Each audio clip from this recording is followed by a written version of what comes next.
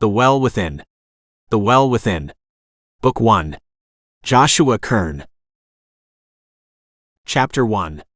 The imposing form of the old and supposedly haunted building loomed in front of Jack and his friend, Steve.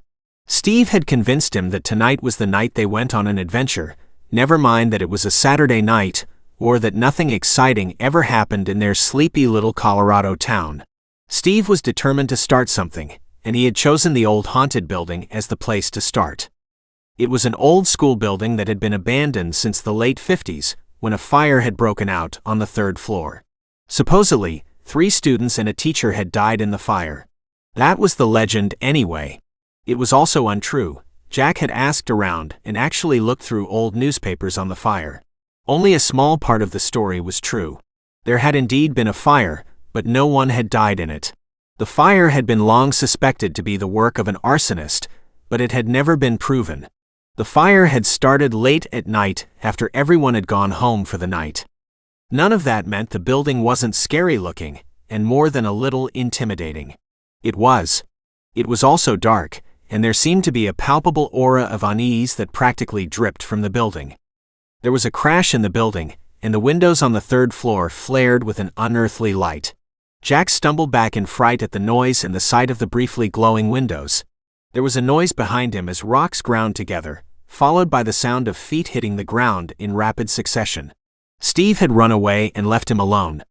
What a great friend he was, Jack thought sardonically, before focusing his attention back on the building in front of him.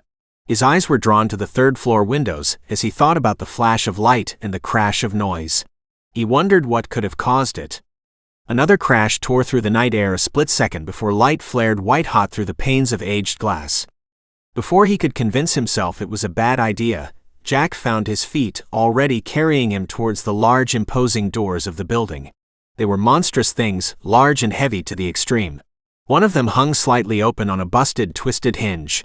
Jack squeezed himself through the small gap between the doors and entered the dark building. Jack thumbed the back of his flashlight, illuminating the darkened interior with its bright light. Old, faded wallpaper and posters lined the walls, mixed with vast splotches of water damage. Weathered tiles full of holes hung from the ceiling, drooping chaotically. Carpet clung to the edges of the room.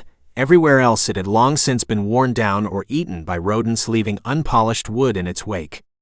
Darkened hallways lined either side of the entryway, leading into the unknown. A stairwell at the back of the entry hall dominated his attention as he stepped carefully over the creaking floorboards and onto the first rotted step. He tested each step with care before settling his full weight onto it. Another crash sounded from above, causing Jack to crouch in fright with his feet on different stairs. His flashlight swung wildly as his wide eyes looked at the ceiling. Clouds of dust fell in droves around him, coating his face in dark-colored clothes. Quickly, he stood and rushed up the rest of the stairs, no longer bothering to test each of them before using them. A large open space greeted him as he crested the top of the stairs. This particular set of stairs went no higher. To get to the 3rd floor, he would have to find a different set of stairs. Jack swung his flashlight around, trying to decide which way to go. A large classroom stood in front of him, its missing door revealing a black hole into the room. On either side, he could see more classrooms extending down long, dark hallways. The water damage up here was worse, causing the walls to bloat outward in places. Some sort of thin off-white tile had been used to cover the floor, instead of the carpeting that had been eaten away on the ground floor. The thin tiles curved up at their edges, threatening to catch the feet of anyone not paying proper attention to where they walked. The glue that had been holding them down was yellowed, and no longer affixed to the tile in many places. The water had loosened and destroyed its bond over time, warping the tiles and damaging the wood underneath. Jack looked at the tiles warily. With only the light of the flashlight to see by, he would have to choose his steps very carefully. The tiles didn't look sharp or anything, but he didn't think falling on them would be a pleasant experience either. It would be best to choose a different route for now, if he was able. The hallways to the left seemed to have suffered the brunt of the water damage. With nearly all of the tiles, he could see being warped and curled in places. The right, while also suffering from the same kind of problem, didn't appear to be as bad. There were tiles that way that didn't look warped at all. To the right then, Jack thought with a weak grin. He hadn't been thinking clearly when he had rushed inside. Now that he had a chance to calm down, he was beginning to regret his hasty actions. There was no telling what he might be walking into. Ghosts or monsters of some kind, or maybe a drug dealer cooking up some kind of drug. The possibilities were endless, and the chance of him getting hurt or worse grew with each new one he thought up. His feet wavered in indecision as he tried to convince himself that it was nothing dangerous and that he should continue on for just a little longer. Truth be told, while this was not the way he had wanted to explore this building, he had always wanted to do so. He just would have preferred to do it during the day, and not at night, while something kept exploding above him. He squeezed his eyes shut and gritted his teeth as he fought against himself. The supernatural world did not exist. There was no such thing as ghosts and monsters. Whatever was causing the noise had a logical and probably reasonable explanation, and that wouldn't be drug dealers. The flashes of light were much too conspicuous to be someone like that. They tried to avoid attention, not draw it to them like these flashes of light and noise were doing right now. Jack felt the knot that had developed in his stomach loosen at these thoughts, and felt himself step forward at last. Opening his eyes, he kept his flashlight trained on the floor as he began to carefully weave his way down the long empty hallway. Classrooms that were missing their doors or just had them hanging open crept up from the corners of his vision as he tried to ignore them. He might have convinced his feet and stomach that monsters weren't real, but that didn't mean he was going to willingly look into the abyss and tempt it to prove him wrong. A creak sounded above his head, causing him to stop and point his flashlight at the ceiling. The ceiling was bare and devoid of any covering, instead revealing a mass of wires and old ductwork alongside old, ratty insulation. His eyes caught on some motes of dust slowly falling to the ground from where they had been disturbed. Something or somebody was definitely up there. More noise began to filter down as he concentrated on his hearing, choosing to close his eyes once more. It sounded like someone was talking, while cursing was more likely from the harsh tone he could hear. It was impossible to understand any of the words. However, it was obvious that whoever was up there was not in a good mood. Feeling slightly more at ease knowing for certain that it was a person and not a monster, he opened his eyes and continued on down the hall. The sound of someone talking harshly above him continued to filter softly down, until he was able to discern that the person talking was female. He still couldn't understand what she was saying, but he was now certain that whoever was up there was female. The far edge of where his flashlight beam illuminated caught his eye as he saw the end of the hallway. Hopefully, he would find some stairs leading up when he got there. He found himself intensely curious about what kind of girl would be in a place like this so late at night, and he really wanted to know just what she was doing and why she was so mad. His feet caught on the edge of a linoleum tile in his sudden rush to find the stairs, causing him to stumble forward and onto his knees. His dark jeans protected his knees as he slid onto them, and then slightly forward.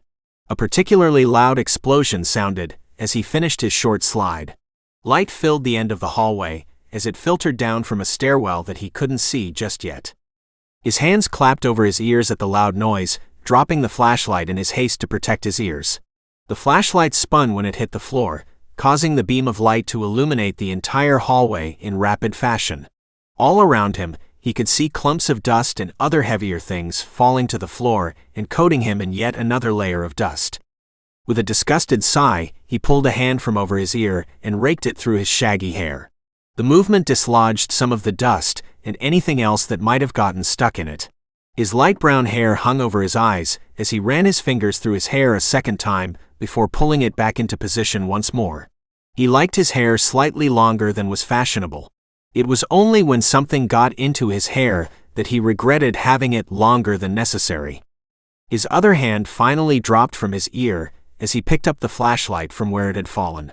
He had just finished standing when he heard a noise of a different sort than he had been hearing. It was a deep, long cracking noise that he could feel at the very core of his being. It rumbled through him like a large, deep bass drum. Spinning in place, he shined the flashlight back down the hallway from where he had come, not seeing anything but falling motes of dust. The deep cracking noise continued pulling his eyes toward the ceiling as he felt a rumble through his feet. There was a crash as a large piece of ductwork fell from the ceiling and rolled across the damaged flooring. Jack stumbled backward in fright at the noise, catching the heel of his foot on a piece of warped tile and falling hard onto his back. Pain shot through his back as it crushed the sharp edges of tile that had been pointing upward as he fell. The air in his lungs exploded outwards with a gasp as he lay there in shock. Over his head, he could see an actual crack forming in the ceiling that continued to grow, snaking its way down the hall. His eyes widened in terror as he realized what was about to happen just before it did. Forcing his sore and breathless body into a roll, he hugged the side of the hall as the ceiling began to fall down around him. Curling into a ball, he tried to protect himself during the long moments that seemed to stretch into eternity as the upper floor fell around him. The sound of wood falling around him and the loud crashing of metal filled the air and deafened him momentarily. Jack kept himself curled up tightly until the wood had finished settling around him. Carefully, he began the long and laborious process of extracting himself from the mess that now surrounded him. Somehow, during everything that had just happened, he had managed to keep his grip on his flashlight. The air was heavy with dust and other particulates that clogged his mouth within seconds.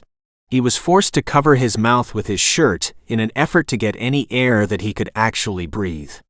Right away, he could see just how lucky he had gotten. Where he was had been hit lightest of the rest of the hallway, with most of the floor still holding strong above his head. The rest of the hall, though, was blocked from where the third floor had actually collapsed. Hopefully, the stairs he was near would allow him to go down as well as up, otherwise he was going to have a problem.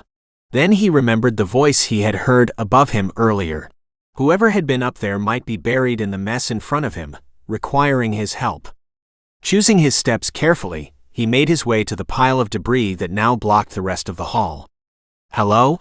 he called out, before coughing from the thick layer of dust and grime that had clung to his tongue and esophagus. "Hello? Are you all right?" He tried again, calling out after covering his mouth with his shirt. He remained quiet as he strained his ears to hear through the still shifting rubble. A low moan reached his ears as he stood there. With a sudden burst of energy, Jack surged towards the top of the pile, his feet slipping and sliding as he struggled to the top. From the top, he could see that only a small portion of the floor above had collapsed into the hallway. The bottom of the third floor was still a few feet above him, even at the top of the pile. He had been expecting to see much more damage than there was. The sound of everything falling around him as he hugged the wall still filled his head with noise minutes later. Another moan trickled through the air and reached his ears. The noise was slightly muffled, and the thick dust that filled the air made everything more than a few feet away, hazy and indistinct. Choosing his steps carefully, he began his descent from the top of the debris pile and back to the ruined floor. The pile stood just over 6 feet in height, slightly above the top of his head. Each step needed to be carefully placed, otherwise he would find himself stuck or slipping onto one of the many sharp or pointy pieces of metal and wood. A shallow cough and groan, buried beneath rubble, echoed up from beneath his feet. Marking the spot in his mind, he looked forward and leaped from the pile, landing on a warped piece of old aluminum ductwork. It crumpled beneath his feet as he landed, cushioning his fall, and helped to prevent him from sliding into anything dangerous. Stopping to catch his breath, he looked back at where he had just jumped from. It was probably a good thing that he had jumped from where he had. Everything below that point was covered in a thick layer of chalky dust and pieces of insulation. The chances for him to slip and injure himself would have been too high. Carefully, he extracted his feet from the crumpled and malformed aluminum, taking care of where he placed his feet. With his flashlight firmly in hand, he studied the edge of the pile, trying to decide where he would most likely find her. She hadn't been at the top of the pile, so that meant that she had fallen down and then been covered.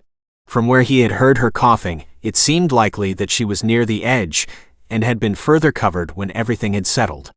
A rasping cough came from the floor near his feet. "Hello?" he called out, crouching near where he thought it had come from. "Is someone there?" a raspy voice asked weakly. "Are you all right? I'm going to try and get you out. Just hang on."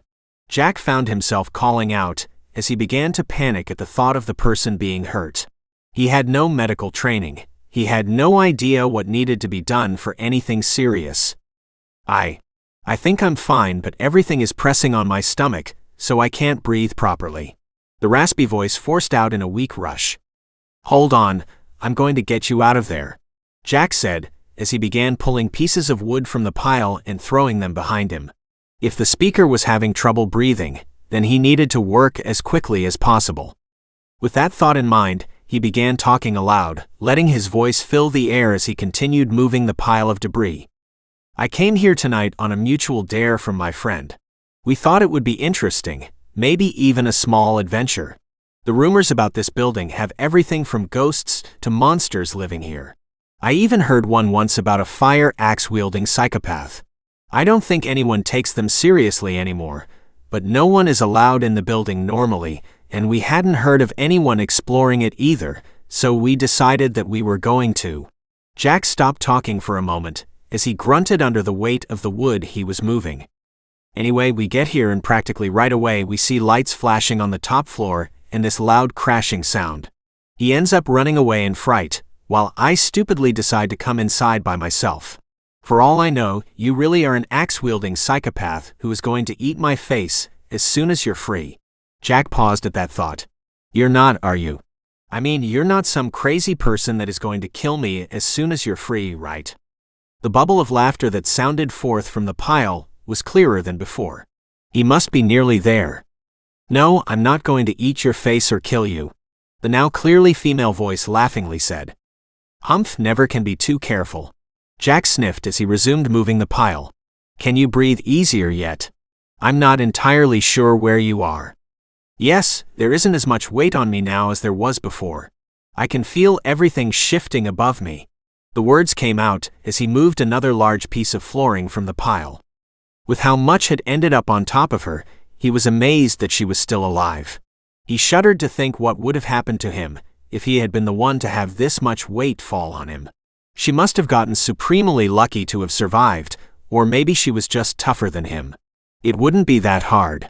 He may have been 6 feet tall, but he was fairly scrawny. He was built more for speed than for strength, and he was fast, that is. He had been on the track team since middle school, running in all the events. Speed is all he had, however. He had tried cross-country once, and it had nearly killed him. He was not built for that kind of endurance either. No matter how hard he tried to push himself, that had never changed. With one last heave, he managed to shift another large piece of smashed ductwork to the side, revealing a lightly tanned hand with bright purple, almost lavender-painted fingernails. Before he could stop himself, Jack found himself reaching for the newly revealed hand, praying that it belonged to whoever he had been speaking to, and not to someone else. The skin was warm, and the fingers wrapped around his own, and then everything went white as he felt his body being thrown backward with an impossible force. He felt his back impact a wall, and then something hit his stomach, stealing the remainder of his breath from his battered body. Flashes of white suffused his vision as he struggled for breath. He had lost his grip on his flashlight and saw it laying on the ground, its beam of light pointing away from him. His eyes caught on the figure standing before the pile of rubble. She was glorious looking in her pair of smudged tan cargo pants and tight black top, revealing tight muscled arms. Long dark blonde hair clung to her face and fell in waves down her back. A layer of dust and grime caked her face except where sweat had run through it. She was beautiful, and she was sparking with electricity. Jack felt his breath hitch in his throat as there was a sharp pain from deep in his stomach. Glancing down, he saw a long piece of metal sticking from his stomach, blood dripping down its length. I thought you said you weren't going to kill me. He managed to gasp out as he felt gravity begin to pull heavily at his eyes. The pain was there distantly in his mind, but the sudden cold he felt throughout his entire body was managing to keep it at bay. His eyes flickered open one last time, and he saw the girl from before running towards him in slow motion. Silly, he thought, if she was just going to move that slowly towards him, then why even bother? He should have stayed home. He could have been in his bed asleep and warm right now. Instead, he had a hole in his stomach and was colder than he had ever been in his life. A shiver swept through his body, causing his stomach to spasm around the metal sticking through it, tearing the wound open more. Jack felt his eyes close as everything began to grow dim, and then he knew nothing more.